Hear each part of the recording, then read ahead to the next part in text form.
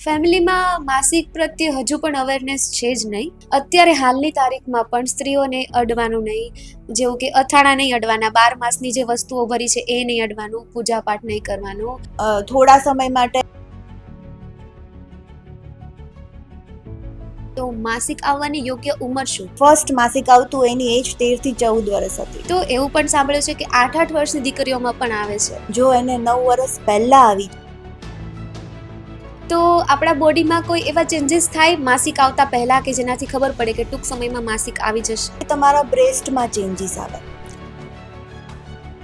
આના માટે આપણે દીકરીઓને કઈ રીતે પ્રિપેર કરી શકીએ? પેરેન્ટ્સને એમની દીકરીને માસિક શું છે અને પહેલાના સમયમાં કેવું હતું કે કોટનના કપડાં યુઝ કરતા, અત્યારે પેડ આવ્યા, પછી ટેમ્પોન્સ આવ્યા, હવે મેન્સ્ટ્રુઅલ કપ આવ્યા છે. તો આમાં બધામાંથી બેસ્ટ અને હાઇજેનિક શું? આમાં તમારી સ્કિનને જે સૂટ કરે ને એ તમારા માટે બેસ્ટ છે. યંગ એજ છે ને ચાઇનીઝ, એ લોકોની જે નોર્મલ હાઇટ છે એ આપણા ઇન્ડિયન બોયઝ અને ગર્લ્સ કરતાં વધારે છે. સોશિયલ મીડિયામાં તો કમ્પેરિઝન થાય જ છે, પણ ઘરમાં પણ બોડી શેવિંગ કરવામાં આવે કે કાળી છે કે જાડી હોય. તો દુનિયામાં જો આઈડેન્ટિકલ ટ્વિન્સ હશે ને એ લોકોનું બી થિંકિંગ પર મિનિટ પર સેકન્ડે ચેન્જ જ આવવાનું છે. અને એના માટે જાતીય શિક્ષણ પણ એટલું જ જરૂરી છે. તો એ તો બિલકુલ નથી. તો આના માટે શું કહેશો? જે દોરો આવે, દોરો અથવા તો જે આખી રીલ આવે તે એના પ્રાઇવેટ પાર્ટમાં જતી રહી છે. Oh my God. એવું કહેવામાં આવે છે કે પીરિયડ્સ ચાલુ થાય એટલે હાઇટ વધવાની બંધ થઈ જાય. તો આ સાચું છે? આજે આપણે ચર્ચા કરવા જઈ રહ્યા છીએ ટીનેજર્સ અને તેના માતા પિતાને મૂંઝવતા એવા પ્રશ્નોની, જેની ચર્ચા તે લોકો ઓપનલી નથી કરી શકતા. આજે આપણી સાથે છે ગાયનેકોલોજીસ્ટ ડોક્ટર ભૂમિ કાસોદરિયા, જે આ તમામ પ્રશ્નોના ઉકેલ આજે આપણને આપશે. સ્વાગત છે તમારું અમારા આજના એપિસોડમાં. Thank you so much for inviting me here. તો તમે કેટલા વર્ષથી આ ફિલ્ડમાં સંકળાયેલા છો? હું છેલ્લા 12 વર્ષથી as a consulting gynaecologist the new life hospital કતારગામમાં કામ કરું છું. તો તમને ડોક્ટર બનવું છે એવું તમને ક્યારથી સૂચ્યું? જનરલી કેવું હોય કે 2-3 વર્ષનું બાળક હોય ને, બધા જ બાળકને આપણે પૂછીને શું બનવું છે, તો પહેલા એને ડોક્ટર જ બનવું હોય, પછી આગળ જઈને પછી ખબર ના હોય, પણ પહેલા ડોક્ટર બનવું હોય. તો તમને ક્યારથી આ પ્રેરણા મળી? મને બી એવું જ હતું કે મને જ્યારથી ગાયનેક વર્ડનો મતલબ સમજવા મળ્યો ને કે ગાયનેક ડોક્ટર આ જ કરે એવી રીતે, ત્યારથી જ મને ગાયનેક ડોક્ટર બનવું હતું. પછી જેમ હું મોટી થતી ગઈ, જ્યારે મેં MBBSમાં એડમિશન લીધું ને ત્યારે બી મારો ટાર્ગેટ એ જ હતો કે મારે ગાયનેક બ્રાન્ચ સિલેક્ટ કરવી છે. પછી જ્યારે ઇન્ટર્નશિપમાં મેં ડિલિવરી કરાવવાનું ચાલુ કર્યું, સર્જરીમાં આસિસ્ટ કરવાનું ચાલુ કર્યું, ત્યારથી મારો આ જે ઇન્ટરેસ્ટ છે વધારે સ્ટ્રોંગ બની ગયો. કેમ કે ઘણી વખત મને એવી સલાહ આપતા હતા કે ભાઈ ગાયનેક બ્રાન્ચ એકદમ હેક્ટિક બ્રાન્ચ કહેવાય, તને સોશિયલ લાઈફ નહીં રહે, તને ટાઈમ નહીં મળે. પણ આ વસ્તુ કેવું છે કે મને ડિલિવરી કરવામાં, સર્જરી કરવામાં મને પહેલેથી જ બહુ જ આનંદ આવતો, એટલા જ માટે મેં ગાયનેક બ્રાન્ચ ચૂઝ કરી.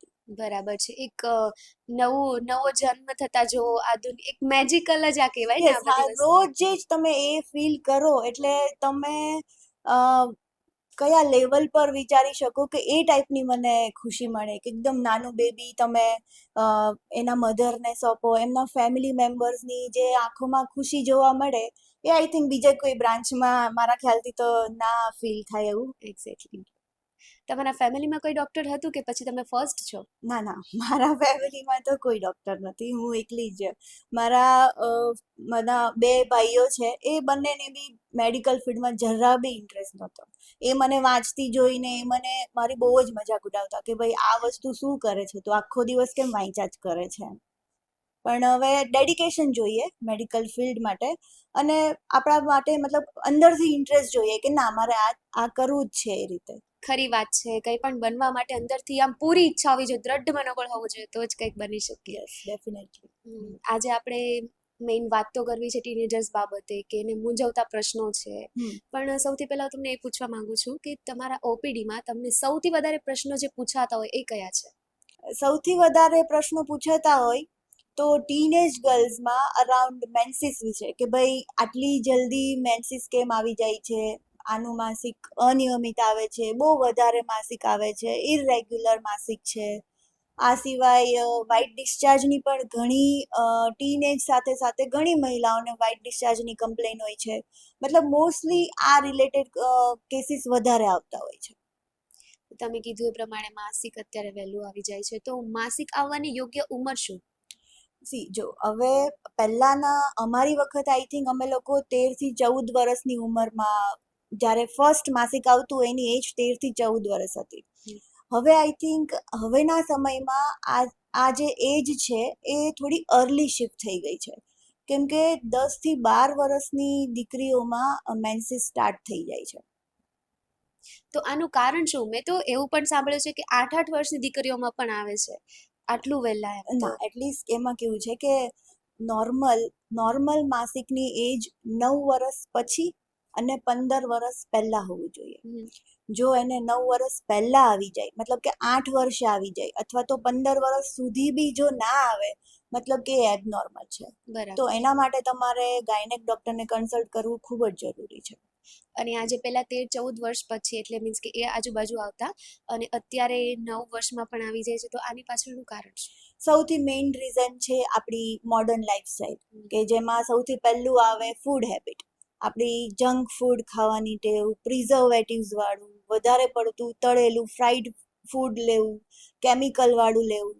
આ સિવાય આપણી સિડેન્ટરી લાઈફસ્ટાઈલ, કેમ કે મોસ્ટલી ગર્લ્સ ઇન્ડોર ગેમ્સ વધારે સિલેક્ટ કરે આઉટડોર ગેમ્સ કરતાં, જેના લીધે ફિઝિકલ એક્ટિવિટી ઘણી ઓછી થઈ ગઈ છે. અને બીજું તો આપણું સ્ક્રીન ટાઈમ છે જ તે, મોબાઈલ ફોન, લેપટોપ, જેના લીધે શું થાય કે બેઠાડું જીવન વધી ગયું છે, જેટલે ફેટ વધારે વધે, જેના લીધે હોર્મોનલ ચેન્જીસ થાય અને એના લીધે મેન્સીસ આઈ થિંક વહેલા આવવાનું સ્ટાર્ટ થઈ ગયું છે. તો આટલી જલ્દી માસિક આવી જાય આટલી નાની છોકરીઓને, તો ઓબ્વિયસલી એમનામાં સમજણ ના જ હોય કે ઓન ધી સ્પોટ શું કરવું. કદાચ ક્યારેક સ્કૂલમાં આવી જતું હોય, ક્યારેક બહાર આવી જતું હોય, તો આપણા બોડીમાં કોઈ એવા ચેન્જીસ થાય માસિક આવતા પહેલા કે જેનાથી ખબર પડે કે ટૂંક સમયમાં માસિક આવી જશે? હા, એને અમે મેડિકલ લેંગ્વેજમાં પ્યુબર્ટલ ચેન્જીસ કહેવાય. પ્યુબર્ટી 3 સ્ટેજીસમાં આવે. એનો સૌથી પહેલો સ્ટેજ છે થિલાર્કે, સેકન્ડ એડ્રીનાર્કે અને થર્ડ ઇઝ મિનાર્કે. થિલાર્કે એટલે કે તમારા બ્રેસ્ટમાં ચેન્જીસ આવે. એડ્રીનાર્કે એટલે કે તમારા બોડીમાં હેરનો ગ્રોથ થવા માંડે, મતલબ કે પ્રાઇવેટ પાર્ટમાં, અંડર આર્મ્સમાં, અને ધેન મેન્સીસ સ્ટાર્ટ થાય, એના પછી મેન્સીસ સ્ટાર્ટ થાય. મિનાર્કે એટલે કે તમારી યંગ એજમાંથી હવે તમે લેડી બનવા જઈ રહ્યા છો, તો તમારું બોડી કઈ રીતે રિસ્પોન્સ કરશે, એ કઈ રીતે ચેન્જીસ આવશે, એટલે તમે તમારું બોડી એ રીતે પ્રિપેર કરે છે તમને, જેને મિનાર્કે કહેવાય. ઓકે, આ પ્યુબર્ટીના સ્ટેજીસ થયા. પણ એવું કોઈ લક્ષણ ખરું કે પહેલી વાર માસિક આવે છે તો તેના 3 થી 4 દિવસ પહેલા જ કોઈ ચેન્જીસ દેખાય, કે બોડીમાં કોઈ પેઇન થાય કે એવું કંઈ? ના, 3 થી 4 દિવસ પહેલા ફર્સ્ટ ટાઈમ મેન્સીસ આવે એના પહેલા એવા તો ચેન્જીસ ના દેખાય, કેમ કે આપણી જે બોડી હોય, જે એચપીઓ એક્સિસ કહેવાય, કે બ્રેઇનમાંથી જે હોર્મોન્સ નીકળે, જે આપણી ઓવરીઝને અફેક્ટ કરે અને જેના લીધે ઓવરીઝના ફોલિકલ્સ પછી મેચ્યોર થવાનું ચાલુ કરે, અને જ્યારે મેચ્યોર થઈ જાય પ્રોપરલી, એનામાંથી જે હોર્મોન્સ નીકળે, જેના લીધે યુટ્રસ એની લાઇનિંગ બને, અને એના પછી હોર્મોન્સના વિડ્રોવલના લીધે જે શેડિંગ થાય, એના લીધે મેન્સીસ સ્ટાર્ટ થાય. તો આ આટલી સાયકલમાં એવા કોઈ સડન ચેન્જીસ ના આવે કે જેના લીધે આપણે 3 થી 4 દિવસ પહેલા જ ખબર પડી જાય કે ફર્સ્ટ ટાઈમ આને માસિક આવવાનું છે. બરાબર.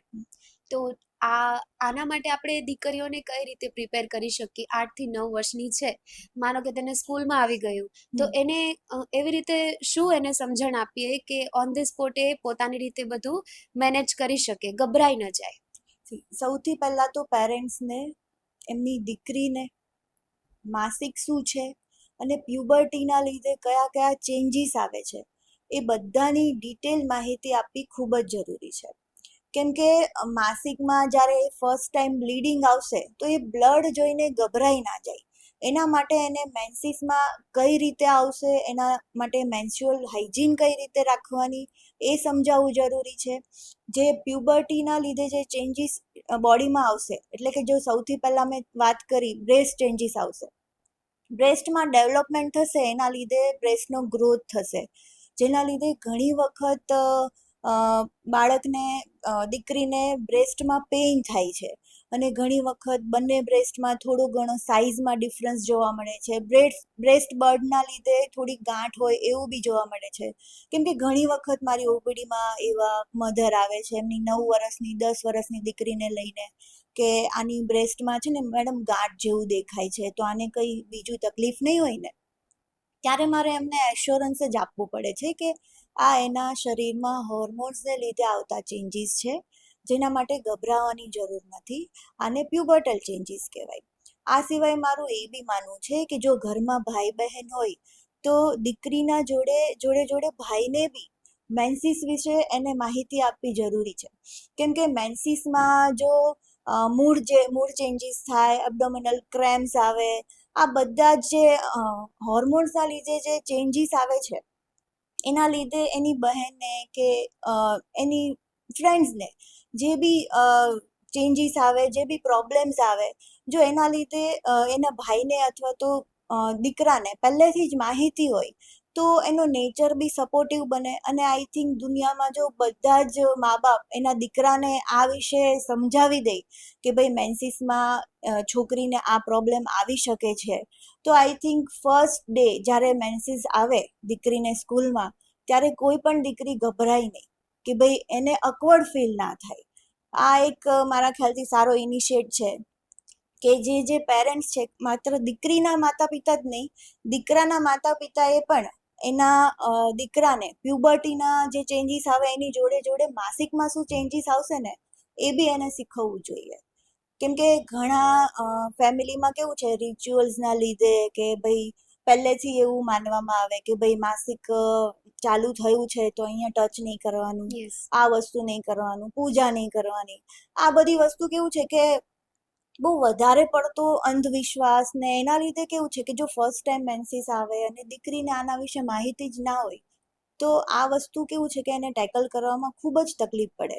એટલે જો પહેલેથી એને આ બધી માહિતી હોય કે ભાઈ મેન્સીસ કોને કહેવાય કે શું છે એના ડિટેલ ખબર હોય તો આ બધી જ વસ્તુને સારી રીતે હેન્ડલ કરી શકે.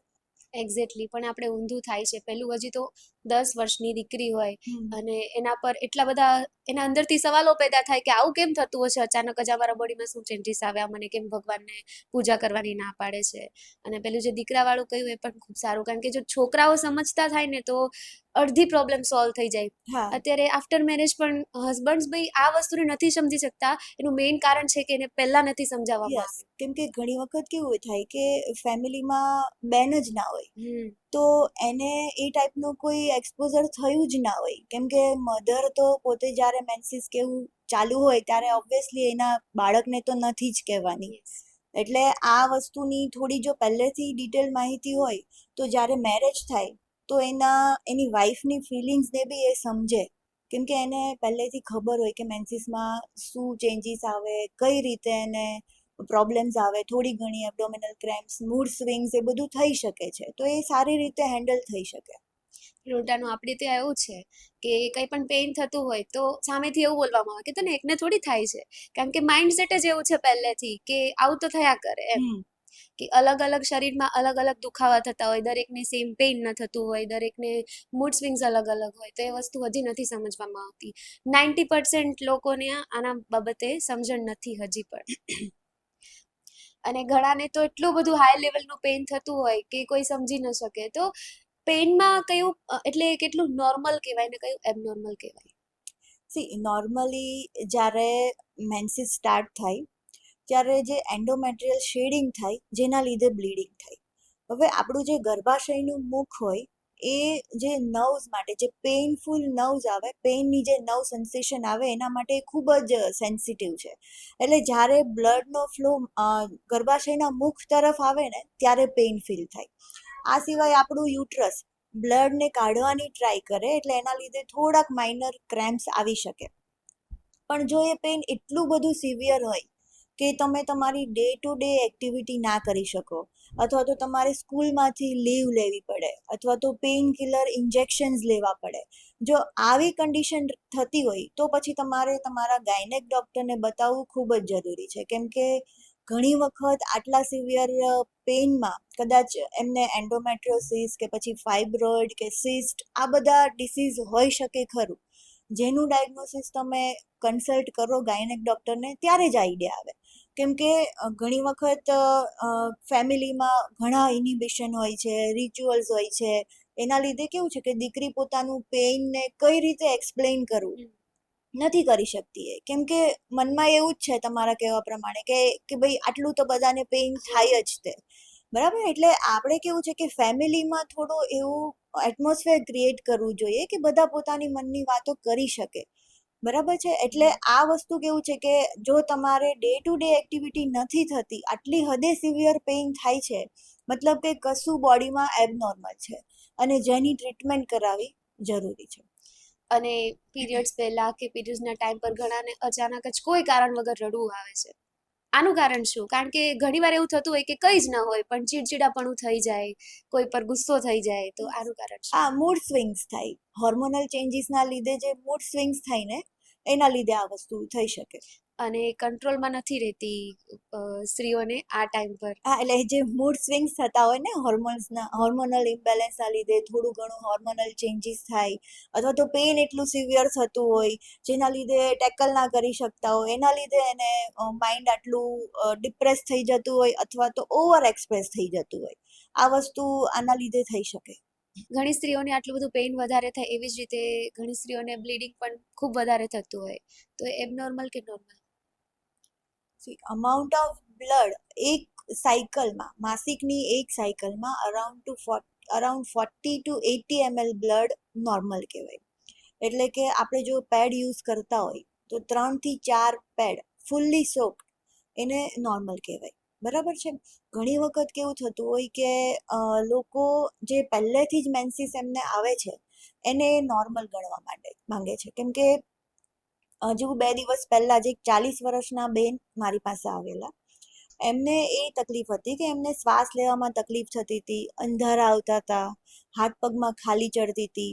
પછી એમની મેં હિસ્ટ્રી લીધી તો એમનું કહેવાનું એવું હતું કે એમને અરાઉન્ડ 7 થી 8 દિવસ સુધી માસિક આવે છે અને એ દિવસના 7 થી 8 કોટનના પેડ એમને ચેન્જ કરવા પડે છે, જેના લીધે લાસ્ટમાં અમે એમનું હિમોગ્લોબિન ચેક કર્યું તો ખાલી 5 જ આવ્યું. અને એમના મત પ્રમાણે એમનું જે આ જે મેન્સીસનું જે બ્લડ છે એ પહેલેથી જ આવે છે આટલું જ, એટલે એમના મત પ્રમાણે નોર્મલ છે. પણ આ જો નોર્મલ હોય તો એમની બોડી આ રીતે રિસ્પોન્સ ના કરે, કેમ કે એમનું હિમોગ્લોબિન 5 થઈ ગયું, એના લીધે જો આપણામાં શરીરમાં જો થોડાક અમાઉન્ટ કરતાં વધારે બ્લડ જાય, એબનોર્મલ બ્લીડિંગ થાય, તો આપણી બોડી બી થોડાક ટાઈમ પછી રિસ્પોન્સ આપવાનું ચાલુ કરી દે કે શ્વાસ ચડવા માંડે, કેમ કે આપણું હિમોગ્લોબિન લેવલ છે એ ઓછું થઈ જાય, જેના લીધે શરીરમાં બીજી ઘણી તકલીફ આવી શકે, વિટામિનની ઉણપ થઈ જાય, અંધારા આવે, શ્વાસ ચડવા માંડે, બરાબર. એટલે અરાઉન્ડ 7 થી 8 દિવસ સુધી માસિક આવતું હોય અને જો તમે કોટન પેડ કે સાદા પેડ યુઝ કરતા હોય ને એ બી તમારે વારંવાર ચેન્જ કરવા પડતા હોય તો આને એબનોર્મલ કહેવાય. તો એના માટે તમારે ગાયનેકને કન્સલ્ટ કરવું ખૂબ જ જરૂરી છે. પણ જે યુટ્રસમાં જે એન્ડોમેટ્રિયમ બનેલું હોય પીરિયડ્સમાં, તો એ જ બહાર નીકળે ને, તો આ વધારે પડતું બ્લડ કઈ રીતે? એ નહીં સમજાય. ઘણી વખત ગર્ભાશયની કોથળીમાં જો ગાંઠ હોય અથવા તો કોથળીની દિવાલ વધારે પડતી બનતી હોય, મતલબ કે જે માસિક બનાવતા કોષ હોય એની જે લેવલ હોય એની સંખ્યા હવે થોડી વધી જાય, એને અમે એડિનોમાયોસિસ કહીએ. એટલે કે કોથળીમાં એને સાદી ભાષામાં ગર્ભાશયના કોથળીનો સોજો કહીએ. એટલે માસિકની દિવાલ વધારે બને એટલે એના લીધે એમને બ્લીડિંગ વધારે થાય. હોર્મોનલ ચેન્જીસના લીધે આપણે કેમ ફાઇબ્રોઇડ થાય એ જ રીતે આ વસ્તુ બી થાય. ફાઇબ્રોઇડ જો કોથળીની અંદરની બાજુ હોય તો જ એમને બ્લીડિંગની તકલીફ થાય, બાકી ફાઇબ્રોઇડના લીધે તો એટલી ખાસ તકલીફ થતી નથી. પણ કેમ કે ઘણી વખત જ્યારે અમે સોનોગ્રાફી કરીએ ત્યારે જ ખ્યાલ આવે કે ભાઈ અમને તો આટલો મોટો ફાઇબ્રોઇડ છે. ફેમિલીમાં માસિક પ્રત્યે હજુ પણ અવેરનેસ છે જ નહીં જે હોવી જોઈએ તેવી. અત્યારે હાલની તારીખમાં પણ સ્ત્રીઓને અડવાનું નહીં, જેવું કે અથાણા નહીં અડવાના, 12 માસની જે વસ્તુઓ ભરી છે એ નહીં અડવાનું, પૂજાપાઠ નહીં કરવાનું. ઘણા લોકોને તો એવું કહે કે 3 દિવસ નાવાનું નહીં. તો આનું શું કારણ એમ? કેટલા ટકા સાચું આ બધું? સી જો એવું કશું હોતું નથી, પરંતુ પહેલાના જમાનામાં કેવું હતું કે લોકો નદી પર જતા હતા નાહવા માટે, અને માસિક આવે એ દરમિયાન કેવું છે કે આપણું બોડી રિકવર થતું હોય, ઓલરેડી આપણને બ્લીડિંગ થતું હોય, બોડીમાં વીકનેસ હોય, એના લીધે આટલી દૂર જઈને નાહવાનું, અ, પૂજા કરવાની, પૂજા કરવામાં બી આપણી પૂજા કેવી હોય, બહુ લાંબી ચાલે, જેના માટે એનર્જી જોઈએ, ફિઝિકલ, મેન્ટલ, બધી જ રીતે. હવે આ વસ્તુ જ્યારે આપણી બોડી રેસ્ટ માંગતી હોય ત્યારે આપણે આ વસ્તુ ના કરવી જોઈએ. એટલે આ એક પ્રકારનું કેવું છે કે સ્ત્રીઓને રેસ્ટ માટે કહેવામાં આવેલું, ના કે એમના રિજેક્શન માટે. જે આજકાલ કેવું છે કે લોકો એને અલગ જ વેથી જોવા માંડ્યા છે કે ચલો મેન્સીસ આવ્યું છે તો મતલબ તમારે કશે ટચ નથી કરવાનું, બરાબર. એ મેન્સીસ એ એક જાતનું એન્ડોમેટ્રિયલ શેડિંગ જ છે, એ ખરાબ બ્લડ ગંદુ નથી બ્લડ કે નથી. હા ગંદુ બ્લડ નથી, એ નોર્મલ આપણે જે બ્લીડિંગ થાય એ જ ટાઈપનું બ્લડ છે, પણ જે આપણા યુટ્રસમાંથી નીકળે છે. એના માટે આપણે કંઈ થોડા સમય માટે અછૂત નથી થઈ જતા કે આપણે ભગવાનને ના અડવાના, પૂજા નહીં કરવાની, હેર વોશ નહીં કરવાના, નાહવાનું નહીં. આ બધી વસ્તુ પહેલા એટલા માટે કરવામાં આવતી હતી કે પહેલા ઘરમાં આપણે કેમ અત્યારે દરેક ઘરમાં શું દરેક રૂમમાં બી વોશરૂમ હોય છે, બાથરૂમ હોય છે, કેમ કે પહેલા સ્ત્રીઓને ઇવન પાણી ભરવા માટે બી ઘણું દૂર સુધી જવું પડતું હતું. એટલા માટે આ વસ્તુ, આ રિચ્યુઅલ્સ આવેલા કે માસિક દરમિયાન તમારે નાહવા માટે કે પછી પાણી ભરવા માટે આટલું દૂર સુધી ના જવું પડે, એટલા માટે ના હતી કે એ ટાઈમે તમે રેસ્ટ કરો. પહેલાના સમયમાં કેવું હતું કે કોટનના કપડાં યુઝ કરતા, અત્યારે પેડ આવ્યા, પછી ટેમ્પોન્સ આવ્યા, હવે મેન્સ્ટ્રુઅલ કપ આવ્યા છે, તો આમાં બધામાંથી બેસ્ટ અને હાઇજેનિક શું? સી આમાં તમારી સ્કિનને જે સૂટ કરે ને એ તમારા માટે બેસ્ટ છે. તમે જો પેડ યુઝ કરતા હોય તો પ્રોપર હાઇજીન માટે દર 3 થી 4 કલાકે તમારે પેડને ચેન્જ કરી દેવા જોઈએ. કેમ કે જે માસિક દરમિયાન જે બ્લીડિંગ આવે છે, બ્લડ કેવું છે કે બેક્ટેરિયાના ગ્રોથ માટે એકદમ સારું માધ્યમ થઈ શકે. એટલે જો આપણે લાંબા ટાઈમ સુધી પેડ ચેન્જ ના કરીએ તો પછી સ્કિનમાં રેશિસ થાય, ઇન્ફેક્શન થવાના ચાન્સીસ રહે. એટલા માટે તમે જો પેડ યુઝ કરતા હોય તો દર 3 થી 4 કલાકે પેડને ચેન્જ કરવા. બાકી સ્પોર્ટ્સ પર્સન માટે ટેમ્પૂન્સ અને મેન્સ્ટ્રુઅલ કપ એ ખૂબ જ સારા છે. હા, પણ ટેમ્પૂન્સ માટે એક ખાસ વસ્તુ ધ્યાન રાખવાની કે તમારે એને યાદથી કાઢી નાખવું પડે, નહીંતર ઘણી વખત TSS નામનો જે એકદમ જીવલેણ રોગ કહેવાય કે જેનાથી શરીરનું જે નીચેનું વજાઇનાનું ઇન્ફેક્શન હોય એ બ્લડમાં ભળી જાય તો પછી તમને એ ખૂબ જ જીવલેણ સાબિત થઈ શકે છે. તો આ વસ્તુ એના માટે ધ્યાન રાખવી જ પડે. બાકી કોટનના પેડ તમને જે માફક આવતું હોય તે તમે યુઝ કરી શકો, પણ ચોખ્ખાઈ રાખવી, તમારા પ્રાઇવેટ પાર્ટની ચોખ્ખાઈ રાખવી, અને પેડ કે કોટનના કપડાં છે એ આ રીતે દર 3 થી 4 કલાકે ચેન્જ કરી દેવા. અને મેન્સ્ટ્રુઅલ કપ માટે કઈ રીતનું છે કે અનમેરિડ છોકરીઓ યુઝ કરી શકે? જનરલી ડરતી હોય છે, સેફ ઓપ્શન તો છે જ, પણ ડર બધાને લાગતો હોય છે, તો હા, મેન્સ્ટ્રુઅલ કપ યુઝ કરી શકે, કેમ કે મેન્સ્ટ્રુઅલ કપ બી ઘણી અલગ અલગ સાઇઝમાં આવે છે. જે યંગ ગર્લ્સ છે એના માટે સ્મોલ સાઇઝ બેટર રહે. ઇવન ડિલિવરી પછી બી તમે યુઝ કરી શકો છો, કેમ કે મેન્સ્ટ્રુઅલ કપ કેવું છે કે સિલિકોન મટીરિયલનું બનેલું હોય છે જે એકદમ સ્કિન ફ્રેન્ડલી છે, જે તમે ઇઝીલી યુઝ કરી શકો છો. પણ એ વાપરતા પહેલાં તમારે પ્રોપર હાઇજીન રાખવી જરૂરી છે કે મેન્સ્ટ્રુઅલ કપને પહેલાં સ્ટરીલાઇઝ કરવા માટે ગરમ પાણીમાં રાખવો, એટલે એના લીધે શું થાય કે ઇન્ફેક્શન થવાના ચાન્સીસ ઓછા થઈ જાય. તો એવું કંઈ નહીં ને કે અંદર સ્ટક થઈ જવું ને એવી કોઈ? જો મેન્સ્ટ્રુઅલ કપ વિશે જો તમને એટલો આઈડિયા ના આવતો હોય તો તમે તમારા ડૉક્ટરની સલાહ લઈ અને પ્રોપર ગાઈડન્સ સાથે મેન્સ્ટ્રુઅલ કપ જરૂર વાપરી શકો છો. એવું કહેવામાં આવે છે કે પીરિયડ્સ ચાલુ થાય એટલે હાઇટ વધવાની બંધ થઈ જાય, તો આ સાચું છે? સી હાઇટ છે ને મોસ્ટલી જીનેટિક ઉપર ડિપેન્ડ કરે અને ન્યુટ્રિશનલ ફેક્ટર ઉપર ડિપેન્ડ કરે. હા, એ થોડાક અંશે એવું થાય, કેમ કે માસિક જ્યારે ચાલુ થાય ને એના પછી આપણી જે ગ્રોથ પ્લેટ હોય એ ધીરે ધીરે બંધ થવા માટે, એટલે જેના લીધે આપણી જે હાઇટ વધવાની જે પ્રોસેસ હોય ને એ ધીરે ધીરે બંધ થવા માટે. તમને ખ્યાલ છે કે ચાઇનીઝ જે યંગ એજ છે ને, ચાઇનીઝ એ લોકોની જે નોર્મલ હાઇટ છે એ આપણા ઇન્ડિયન બોયઝ અને ગર્લ્સ કરતાં વધારે છે, કેમ કે એની ડાયટમાં છે ને પ્રોટીન વધારે હોય છે. એટલે આપણે એ વાતનું ધ્યાન રાખવાનું કે આપણા બાળકોની ડાયટમાં પ્રોપર પ્રોટીન વધારે લેવાનું, વધારે લેવડાવવાનું રાખવાનું, અને પ્લસ ફિઝિકલ એક્ટિવિટી, કેમ કે જેમ આપણી બોડી ફિઝિકલ એક્ટિવિટી વધારે કરશે ત્યારે કોર્ટિઝોલ હોર્મોન્સ રિલીઝ થશે, જેના લીધે બી ગ્રોથને, બચ્ચાની હાઇટ વધવામાં એને હેલ્પ કરશે. અને પ્રોપર ઊંઘ જો પ્રોપર લેવામાં આવશે તો during sleep growth hormone release થાય, અને જેના લીધે બી બચ્ચાઓની હાઇટ વધવામાં હેલ્પ થશે. પણ આજકાલ તો એવું જ છે કે મલ્ટીટાસ્કિંગ બિહેવિયર, આઉટડોર એક્ટિવિટીઝ નથી થતી, સ્ક્રીન ટાઈમ વધી ગયો છે, સોશિયલ મીડિયા એટલું બધું, ઇવન પેરેન્ટ્સને લાઇફસ્ટાઈલના લીધે ટાઈમ નથી રહેતો કે બચ્ચાઓમાં સરખું ધ્યાન આપી શકે. તો થાય છે તો બધું જ ઉલટું હાલતું. આ સોશિયલ મીડિયાનો છે ને આજકાલ એટલો બધો ક્રેઝ છે ને, ખાલી યંગ જનરેશન માટે નહીં, બધા જ માટે, બધી જ જનરેશન માટે. અને જેના લીધે છે ને શું થાય કે આપણી જે પોતાના પ્રત્યે જે સેલ્ફ એટીટ્યુડ છે ને જોવાનો, એ એકદમ ચેન્જ થઈ ગયો છે. અને સોશિયલ મીડિયાની આઈ થિંક સૌથી વધારે ઇફેક્ટ આવી છે યંગ એજમાં, કેમ કે એમના માઇન્ડ કેવું છે, એકદમ ચંચળ માઇન્ડ કહેવાય, એટલે એ લોકો વધારે જલ્દી એકદમ ઇન્ફ્લુઅન્સ થઈ જાય. કેમ કે એકોર્ડિંગ ટુ સોશિયલ મીડિયા એવું બતાવવામાં આવે કે ભાઈ તમે ઓલ ટાઈમ તમારું good figure, good mood, good relation, એકદમ પરફેક્ટ બોડી, પરફેક્ટ ફિગર, જે આઈડિયલી જોવા જઈએ તો એકદમ ઇમ્પોસિબલ જ છે. પરંતુ આ બધા યંગ એજના ખૂબ જ અફેક્ટ થઈ જાય છે. એને પોતાની જાતને કમ્પેર કરવા માંડે છે, એટલું હદે લોકો ફોલો કરે છે. અને જેના લીધે કેવું છે કે આજકાલ ડિપ્રેશન છે, એન્ઝાયટી ડિસઓર્ડર છે, લોઅર સેલ્ફ એસ્ટીમ, આ બધા જ કેસ આ વસ્તુના લીધે આઈ થિંક ખૂબ જ વધી રહ્યા છે.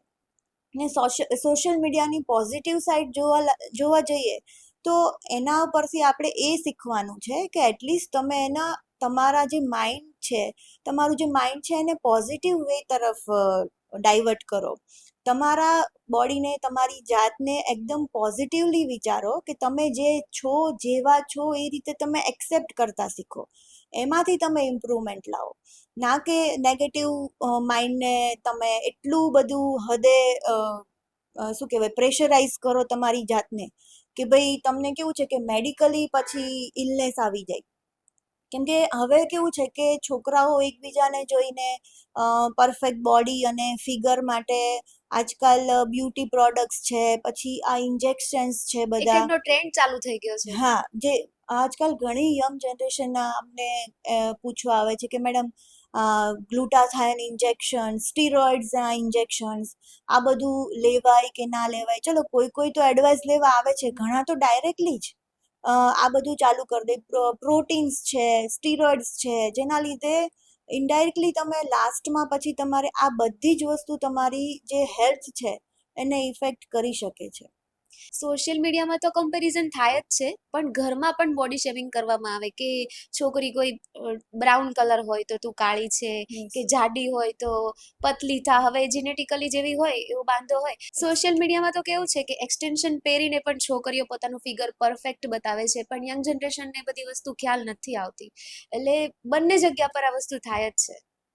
તો આ વસ્તુમાં આપણે પહેલાં તો આપણા જે ઘરનું એટમોસ્ફિયર છે એ થોડુંક આપણે પોઝિટિવ બનાવવું જોઈએ. સૌથી પહેલાં તો આપણે આપણા બાળકોને કમ્પેરિઝન ક્યારે બી ના કરવી જોઈએ. બોડી શેમિંગ છે, કોઈ બી વસ્તુ ક્યારે બી કમ્પેરિઝન ના કરવી જોઈએ. કેમ કે તમે જોશો તો દુનિયામાં જો આઈડેન્ટિકલ ટ્વિન્સ હશે ને, એ લોકોનું બી થિંકિંગ પર મિનિટ, પર સેકન્ડે ચેન્જ જ આવવાનું છે. કોઈ બી વ્યક્તિ સરખું નથી હોતું. દરેક વ્યક્તિ પોતાની રીતે યુનિક જ છે. જો આ કાઇન્ડ ઓફ થિંગ આપણા બાળકને જો આપણે આપીએ તો એ હંમેશા પોઝિટિવ વે તરફ વિચારશે, ના કે નેગેટિવ વે તરફ. એટલે આમાં આપણે પણ જોડે જોડે આપણું થિંકિંગ છે, આપણું માઇન્ડસેટ છે, આપણે બી ચેન્જ થવાની જરૂર છે, ના કે ખાલી યંગ જનરેશનને જ તે. હા, આજકાલ પેલું કેવું ઝીરો ફિગરનો ટ્રેન્ડ પણ બહુ છે. અડધી રોટલી ખાશે આખા દિવસમાં, પણ ભલે પછી એમ બેહોશ ભલે થઈ જાય પણ ઝીરો ફિગર રાખવું છે, એના માટે શું કહેવા માંગશો? ઝીરો ફિગર એટલે આજકાલની જે યંગ જનરેશન છે ને એકદમ બોડી માટે એટલી કોન્શિયસ થઈ ગઈ છે ને કે બધાને પરફેક્ટ ફિગર જોઈએ છે. આપણે મંદિરોમાં પહેલાના જમાનામાં જોતા હતા, જે ફિગર જોતા હતા એમાં હેલ્ધી જ હતા, ના પેલા કે જે પરફેક્ટ. કંડારેલા હોય બધી મૂર્તિઓ, હા, મૂર્તિઓ જે હા. કંડારેલી હતી એ બધી જ મૂર્તિઓમાં હેલ્ધી જ હ્યુમન બીંગ્સ હતા, ના કે હમ. ઝીરો ફિગર વાળા. ઝીરો ફિગરના લીધે છોકરીઓ ખાવાનું બંધ કરી દે અને જેના લીધે એનોરેક્સિયા જેવી બીમારી થાય અને એનોરેક્સિયાના લીધે શરીરમાં હોર્મોનલ ચેન્જીસ થાય, એન્ઝાયટી વધે, ડિપ્રેશન વધે અને હોર્મોનલ ઇમ્બેલેન્સના લીધે પછી મેન્સીસ બી ડિલે થતું જાય. ઘણી વખત ઘણી છોકરીઓમાં જોવા મળ્યું છે કે મેન્સીસ બંધ બી થઈ જાય છે. આટલી હદે એ લોકો ભૂખ્યા રહે છે અને આટલી હદે એ લોકો ડાયટિંગ કરે છે. આજકાલ તો પેલું સ્ટ્રેચ માર્ક્સ ન આવે ને ડિલિવરી પછી, એના માટે બી એટલી સ્ત્રીઓ પરેશાન હોય ને કે કેવું થઈ જશે મારું બોડી, અને ડિલિવરી પછી પણ એ લોકોને કાઇન્ડ ઓફ ડિપ્રેશન થઈ જાય કે આનું શું કરશું હવે. એ લોકોને એક જાતની ખુશી નથી હોતી કે મેં એક બેબીને જન્મ આપ્યો છે, પણ એ લોકોને ઉલટાનું એ ટેન્શન હોય છે કે મારા બોડીનું શું, કારણ કે બધાનું જ પ્રેશર હોય છે કે તું આવી થઈ ગઈ છે, તેવી થઈ ગઈ છે. આના માટે કેવું છે કે આપણી ફેમિલી સપોર્ટ બી હોવો જોઈએ, જેને એક જાતનું પોસ્ટપાર્ટમ ડિપ્રેશન બી કહેવાય.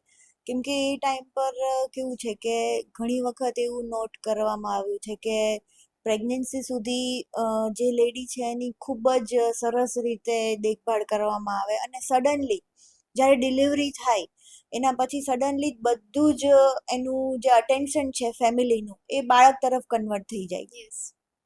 જે લેડી છે એને ઓલરેડી આટલા બધા પ્રેગ્નન્સીના લીધે સ્ટ્રેચ માર્ક્સ છે, બોડી એનું એકદમ બેડોળ થઈ ગયું છે, એને બ્રેસ્ટ ફીડિંગ કરાવવાનું છે. બ્રેસ્ટ ફીડિંગના લીધે ઘણી વખત એવું થાય કે મેન્ટલ સ્ટ્રેસ એટલો બધો હોય કે જેના લીધે ફીડિંગ સ્ટાર્ટ ના થયું હોય અને ઊંઘ બી પૂરતી ના થાય, કેમ કે બાળકની હજી ઊંઘને સેટ થવામાં હજી ટાઈમ લાગતો હોય. અને આ બધી વસ્તુના લીધે કેવું છે કે એ બી ડિપ્રેશનમાં થોડું એકલાપણું ફીલ કરતી હોય, કેમ કે એને ફેમિલી સપોર્ટ એટલો ના મળતો હોય. એટલે આ વસ્તુ બી આપણે બી એ શીખવા જેવું છે કે આફ્ટર ડિલિવરી બી લેડી એટલી જ અટેન્શનની હકદાર છે જેટલું બાળક છે. કેમ કે પ્રેગ્નન્સી પછી બાળકનો તો જન્મ થાય જ છે, પણ જોડે જોડે એક માતાનો બી જન્મ થાય છે, એટલે બંનેને સરખું અટેન્શન આપવું ખૂબ જ જરૂરી છે. એક્ઝેક્ટલી. પણ આપણે અહીંયા કેવું છે કે બહારની કન્ટ્રીઝમાં એવું જોવા મળે છે કે સાર સંભાળ કરતા હોય, ઇવન હસબન્ડ પણ એટલી કેર કરતો, પણ આપણે ત્યાં કેવું છે કે નોલેજ જ નથી આ બાબતે. ઇવન માસિક બાબતે કહો કે પછી પ્રેગ્નન્સી ડિલિવરી પછી લોકોને એ વસ્તુ ખબર જ નથી કે એક લેડીને કયા પ્રોબ્લેમ થાય છે, કઈ પરિસ્થિતિમાંથી પસાર થઈ રહી છે, અને એના માટે જાતીય શિક્ષણ પણ એટલું જ જરૂરી છે. તો એ તો બિલકુલ નથી. તો આના માટે શું કહેશો? સેક્સ એજ્યુકેશન માટે આજકાલની જે યંગ જનરેશન છે ને એ આપણે વિચારીએ ને એના લેવલ કરતાં બી ખૂબ જ વધારે પડતી આગળ છે. એટલે આપણે આગળ જે વાત કરી ને કે પ્યુબર્ટલ ચેન્જીસ, મેન્સીસના જે ચેન્જીસ આવે એનું નોલેજ આપવું જોઈએ, પણ જોડે જોડે સેક્સ એજ્યુકેશન બી એટલું જ જરૂરી છે. કેમ કે પ્યુબર્ટીમાં જે હોર્મોનલ ચેન્જીસ થશે ને એના લીધે ફિઝિકલ ચેન્જીસ નહીં, જોડે જોડે એના મેન્ટલ બી ચેન્જીસ થશે અને એના ઇમોશનલી બી ચેન્જીસ થશે, જેના લીધે કોઈ વસ્તુ અચાનક ખૂબ જ વધારે ગમવા માંડવું, કોઈક વસ્તુને કે કોઈ બી વસ્તુ છે એને કયા એંગલથી જોવાનું, એના મનમાં ઘણા હજારો પ્રશ્નો આવશે. એટલે એ સૌથી પહેલાં પેરેન્ટ્સ પાસે જશે કે મને આવું થાય છે, પણ જો ત્યાંથી એમને વ્યવસ્થિત ગાઈડન્સ નહીં મળે તો પછી એ જનરેશન એવી છે કે બેસી રહે એવી નથી, બહારથી જાણવાની એટલે એ કોશિશ કરશે. બહારથી જાણવાની ટ્રાય કરશે, ફ્રેન્ડ્સ પાસેથી, સોશિયલ મીડિયા પાસેથી. એટલે એના લીધે કેવું થશે, જો અધૂરું જ્ઞાન મળશે તો પછી એને આગળ જતા ખૂબ જ એનું કદાચ ખરાબ બી પરિણામ આપણને ભોગવવું પડે પછી. એટલે હું તમને આના માટે એક મારો કેસ ડિસ્કસ કરું. થોડાક ટાઈમ પહેલા એક લેડી એમની 12મા ધોરણમાં ભણતી દીકરીને લઈને આવેલા. એમના કહેવા પ્રમાણે એવું હતું કે એમની દીકરી એના પ્રાઇવેટ પાર્ટમાંથી થ્રેડિંગ કરીને હેર રિમૂવ કરતી હતી અને પછી જે દોરો અથવા તો જે આખી રીલ આવે તે એના પ્રાઇવેટ પાર્ટમાં જતી રહી છે. હવે એ દીકરી એના મમ્મીના કહેવા પ્રમાણે 2 કલાકથી પૂછતા હતા, એમ છતાં એનો વ્યવસ્થિત આન્સર ના આપતી હતી. પછી મેં જ્યારે એમને પૂછ્યું, દીકરી ખાલી રડતી જ હતી. પછી એને મેં એક્ઝામિનેશન રૂમમાં જઈને અલગથી પૂછ્યું કે બેટા, જો તું મને નહીં જણાવે તો હું તારી હેલ્પ કઈ રીતે કરી શકીશ. પછી એમને મને દીકરીએ જણાવ્યું કે મેડમ, મને પ્રાઇવેટ પાર્ટમાં આખી રીલ જ જતી રહી છે. હવે આ જાણીને મને બી શોક લાગ્યો કે ખરેખર આ વસ્તુ થઈ શકે છે. હવે યુઝ્યુઅલી અમે લોકો આટલી નાની ઉંમરમાં નીચે પ્રાઇવેટ પાર્ટનું એક્ઝામિનેશન ના કરીએ, પણ હવે આ કેસ થોડો ડિફરન્ટ હતો એટલે મેં જસ્ટ ટચ કરીને જોયું તો મને બી ખરેખર હાર્ડ ફીલ થયું. અને ખરેખર એના પ્રાઇવેટ પાર્ટમાંથી આટલી મોટી રીલ નીકળી. મતલબ કે આ વસ્તુ ત્યારે તો મેં જસ્ટ દીકરીને એવું જ કીધું કે બેટા, આ તે એક કામ સારું કર્યું કે તે સાચું કીધું. તારા મમ્મીને જે બી બન્યું હતું તે એની જોડે શેર કર્યું. કેમ કે જો આ વસ્તુ એ ના કીધી હોત તો પછી લાંબા ટાઈમે એને આનું ખૂબ જ દુષ્પરિણામ થતે. કેમ કે ઇન્ફેક્શન થઈ જતે, વજાઇનલ ઇન્ફેક્શન થઈ જતે, અને જો એ બ્લડમાં ભરતે તો જીવલેણ સાબિત થતે. અને એના મમ્મીને બી એ જ મેં ડિસ્કસ કર્યું કે હવે આ જે થયું છે ઇન્સિડન્ટ્સ, એને તમે પ્લીઝ ઘરે જઈને આવી રીતે ડિસ્કસ ના કરતા, અને ખાસ કરીને એના ફ્રેન્ડ સર્કલ અને એનું જે સોશિયલ મીડિયા છે કે શું જોવે છે એના ઉપર ખાલી વોચ રાખજો. હવે આ ઇન્સિડન્ટ્સ પરથી આપણને એ જ જાણવા મળે કે આજની જનરેશન છે એ કયા લેવલ સુધી વિચારે છે. એ જાણવું હોય આપણે તો આપણે એના ફ્રેન્ડ્સ બનીને જ રહેવું પડે. કેમ કે જો એ નોલેજ અધકચરું હશે ફ્રેન્ડ્સ પાસેથી કે સોશિયલ મીડિયા પાસેથી, તો પછી આ રીતે એનું ખરાબ પરિણામ આવશે, અને પછી એનું જે ફેસ કરવું પડશે આપણે જ કરવું પડશે. એટલે મારા ખ્યાલથી તો જ્યારે આપણું બાળક ટીન એજમાં પ્રવેશ કરે ત્યારથી જ આપણે એને ફ્રેન્ડ્સ તરીકે ડિસ્કસ કરવું જોઈએ એની જોડે, કે તમારા બાળકને કોઈ બી મૂંઝવણ આવે તો સૌથી પહેલાં એ તમને કહે.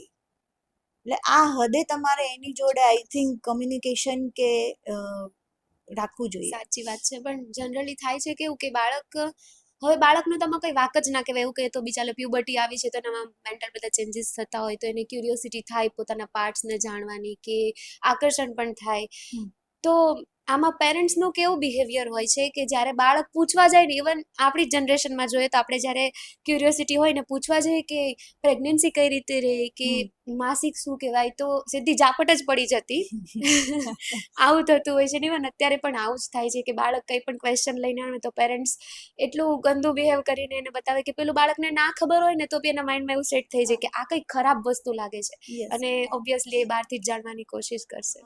ઘરમાં એવું એટમોસ્ફિયર ક્રિએટ કરવાનું કે જે બાળક ફ્રેન્ડલી હોય, કે તમારું બાળક તમારી પાસે આવતા ડરવું ના જોઈએ.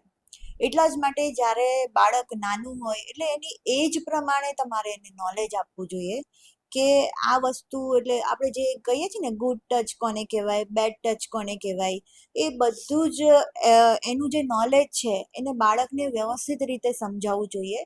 અને બાળકના મનમાં જે બી ક્વેશ્ચન આવે એ પહેલો તમને જ કરવાનો છે. એટલે જો ક્યારે પણ એ તમને સવાલ પૂછે તો એને ક્યારે પણ ડરાવીને ધમકાવીને ક્યારે પણ એને રિસ્પોન્સ ના આપવો જોઈએ. કેમ કે જો તમે 1-2 વખત એવું કરશો તો પછી બાળક એ તમારી પાસે આવતું જ બંધ થઈ જશે, અને એનું જે જાણવાની જે જિજ્ઞાસા છે એ તો બંધ નથી થવાની. એટલે એ કોઈ બીજા રસ્તા શોધશે, અને જો એ કોઈ ખોટી જગ્યાએથી એનું નોલેજ એનું એડપ્ટ કરશે તો પછી એને ફ્યુચરમાં ખૂબ જ પ્રોબ્લેમ થશે. આજકાલ સ્ક્રીન ટાઈમ પણ એટલો વધી ગયો છે, તો આનાથી બ્રેન પર કઈ ઇફેક્ટ પડે, હોર્મોન્સ પર કે બ્રેન પર? હા, આનાથી વધારે પડતા સ્ક્રીન ટાઈમથી બ્રેઇનમાં જે ગ્રે મેટર હોય છે એ ધીરે ધીરે ઓછું થવા માંડે છે. આપણી જ્યારે ઉંમર વધે ત્યારે જ્યારે 80 વર્ષ અરાઉન્ડ જ્યારે આપણા બ્રેઇનના મેટરમાં જે ગ્રે મેટર ઓછું થાય એ ટાઈપની ઇફેક્ટ વધારે પડતા સ્ક્રીન ટાઈમના લીધે થઈ શકે છે. સ્ક્રીન ટાઈમ ઘટાડવા માટે અત્યારે શું કરાવવું જોઈએ બાળકો પાસે?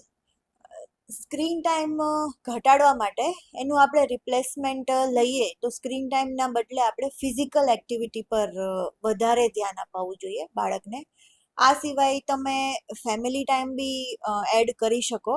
ઘરમાં તમે એક એવો રૂટીન સેટ કરી શકો કે દિવસમાં 1 કે 2 કલાક માટે કોઈ બી સોશિયલ જે છે, કોઈ બી સોશિયલ મીડિયા છે એ સાઈડ ઉપર મૂકી અને બધા જ ફેમિલી મેમ્બરે આજનો તમારો ટાઈમ કેવો ગયો, આજે તમે તમારો દિવસ કઈ રીતે પસાર થયો, એ રીતે તમે ફેમિલી ટાઈમ સ્પેન્ડ કરી શકો છો.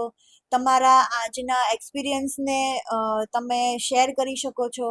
આ સિવાય ફેમિલી ગેમ રમી શકો છો. આ ઘણા બધા ઓપ્શન તમે વિચારી શકો છો અગેન્સ્ટ સ્ક્રીન ટાઈમ. બાળકોને જાતીય શિક્ષણની જરૂર છે, પણ સાથે સાથે પેરેન્ટ્સને એ વસ્તુની સમજણની જરૂર નથી કે બાળકોને કયું કોસ્મેટિક યુઝ કરવા દેવું કે નહીં, કારણ કે પેરેન્ટ્સને નથી જનરલી ખબર હોતી, અને એ લોકો જે આ બધું યુઝ કરે છે આની અસર ફ્યુચરમાં પ્રેગ્નન્સી પ્લાન કરવામાં આવી શકે, અવરોધ બની શકે આ બધું.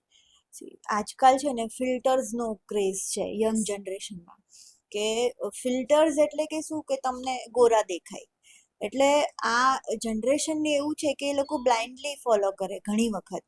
એટલે જે નવા ઇન્જેક્શન્સ છે, ગ્લુટાથાયોન, સ્ટીરોઇડ છે, પીઆરપી ટ્રીટમેન્ટ છે, ફેસ ઉપર અલગ અલગ જાતના ફેશિયલ્સ આવે છે જેના તો મને નામે નથી ખબર હમણાં. તો એટલા ટાઈપના બ્યુટી ટ્રીટમેન્ટ્સ આવે છે ને કે જેના લીધે આજની યંગ જનરેશન એટલી હદે એ લોકોને ક્રેઝ છે કે આપણે એને શું એડવાઇસ કઈ રીતે કરીએ કે કયું ના કરીએ ને કયું કરીએ. કેમ કે જે સ્કિન છે એને તમે કન્ટિન્યુઅસ જો કેમિકલ એક્સપોઝર આપશો તો એ એન્ડમાં એટ ધ એન્ડ એનું જે છે મેડિકલ ઇશ્યુ આવશે જ તે. હવે એ આપણા ઉપર ડિપેન્ડ છે કે આપણે એનું કેટલી હદે એનો યુઝ કરવો. એટલે પેરેન્ટ્સને બી એ જ એડવાઇસ છે કે બને એટલું જો તમે નેચરલ વેમાં કોઈ બી પ્રોડક્ટ્સ છે જે નેચરલી તમને જો સૂટ થતી હોય તમારી સ્કિનને, બને એટલો કેમિકલ યુઝ તમારા સ્કિન ઉપર બને એટલું ઓછું કરવાનું. અને એ બી છે કે તમે તમારી જાતને જેવા છે તેવા એક્સેપ્ટ કરો. કેમ કે બધા જ પરફેક્ટ હોય એવું પોસિબલ છે નહીં. કેમ કે આપણા જે 5 આંગળીઓ છે, 5 આંગળીમાંથી ઈ એક પણ બી આંગળી સરખી આપણી નથી. સરખી નથી. તો આપણે જેવા છીએ એ જ રીતે આપણે આપણી જાતને એક્સેપ્ટ કરવા જોઈએ.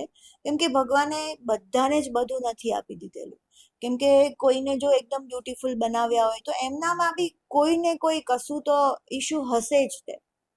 એટલે તમે જેવા છો એવું તમે તમારી જાતને એક્સેપ્ટ કરો. બોડી શેમિંગ છે, કમ્પેરિઝન છે, એ કરવાનું બંધ કરી દો. એટલે આ વસ્તુનો જે યુઝ છે એ આપોઆપ જ બંધ થઈ જશે. એટલે તમારે મેન્ટલી યાથી સ્ટેબલ થવાનું છે, ના કે બહારનો દેખાવડો અંદરનો કરવાનો છે. કોન્ફિડન્ટ આવશે હા. તો આપોઆપ આપણે સુંદર દેખાઈશું. એટલે અંદરથી તમે કોન્ફિડન્સ લાવો, ના કે બહારથી. તો આજની જનરેશનને તમે સ્પેશિયલી શું મેસેજ આપવા માંગો છો? આજની યંગ જનરેશનને મારી એક જ સલાહ છે કે તમે જેવા છો તેવી તમારી જાતને એક્સેપ્ટ કરવાની ટ્રાય કરો. બોડી શેમિંગ, સુંદર દેખાવાની કોમ્પિટિશનના બદલે તમારામાં જે ટેલેન્ટ છે તેને બહાર કાઢવાની ટ્રાય કરો. કેમ કે જો તમે અંદરથી કોન્ફિડન્ટ ફીલ કરશો તો એ કોન્ફિડન્સ તમારા ફેસ ઉપર દેખાશે અને તમારી બહારની જે પ્રોડક્ટ છે યુઝ કરવાની જરૂર નહીં પડે. આ સિવાય પેરેન્ટ્સને બી એ જ સલાહ છે કે તમારા બાળકને જેવું છે તેવું એક્સેપ્ટ કરવાની ટ્રાય કરો, એને જજ ના કરો. એના માટે ઘરમાં ફ્રેન્ડલી એટમોસ્ફિયર બનાવો, એના ફ્રેન્ડ બનીને રહો. કેમ કે તમારા બાળકને તમારા લવ અને કેરની જરૂર છે, તમારા સપોર્ટની જરૂર. Exactly, confidence is the key. Confidence હશે તો આપણે સુંદર દેખાશું. થેન્ક યુ સો મચ અહીંયા આવવા માટે અમારા પ્લેટફોર્મ પર, અને ખૂબ જ સરસ જાણકારી મળી. ઇવન મને પણ ઘણું બધું જાણવા મળ્યું જે મને નહીં ખબર હતી, ને ઓડિયન્સને પણ ખૂબ જ સારું નોલેજ મળ્યું તમારા અહીંયા આવવાથી. તો thank you so much once again. Thank you very much for inviting. Thank you. આજનો એપિસોડ હેલ્પફુલ લાગ્યો હોય તો લાઇક, શેર અને સબસ્ક્રાઇબ કરવાનું ભૂલશો નહીં. મળીએ નેક્સ્ટ એપિસોડમાં. Bye bye.